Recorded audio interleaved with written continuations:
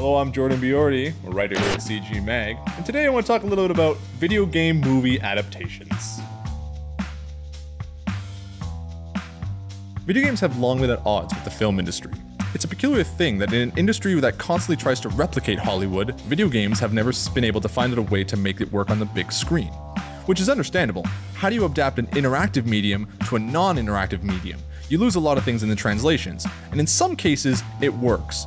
While many might disagree, I think the original Mortal Kombat stands out as one of the better video game movies because it gives you exactly what you want in a game movie. All the characters are there, doing what they do best, using powers and shedding blood.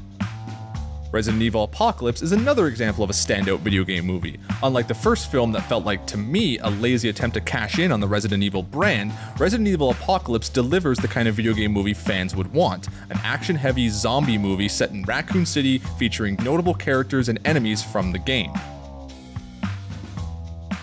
The problem comes, I think, from studios trying too hard to reinvent video game stories in an attempt to adapt them more appropriately for film. Where games make up for a lot of missing plot with gameplay, this doesn't always translate to the screen, which is evident in the Super Mario Bros. Movie. Another problem, as speculated by CGM's own Phil Brown, was oftentimes video game film adaptations were given to directors who didn't care about the games they were adapting.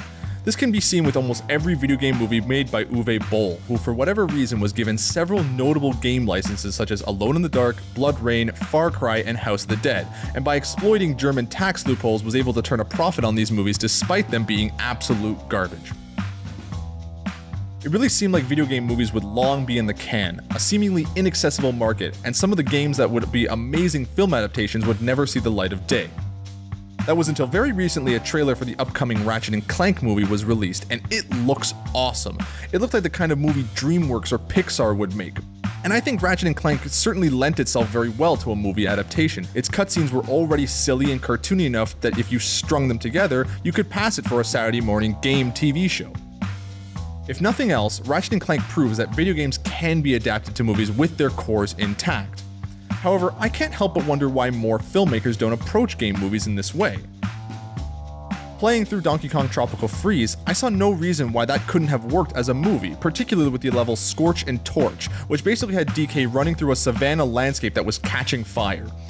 I found myself fantasizing about a Lion King-esque moment where DK was struggling to get to safety, trying to help his jungle friends out of the fires. It could have been a really intense scene. And if a know-nothing gamer like me can imagine an interesting scene like that, why couldn't the guys at Disney or Pixar?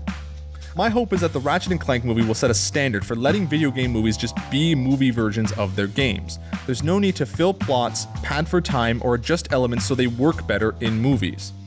Games are so robust, so filled with wonder and fun, that just showing that fun on a big screen can be an enjoyable cinema experience. I'm Jordan Biordi, thanks for watching.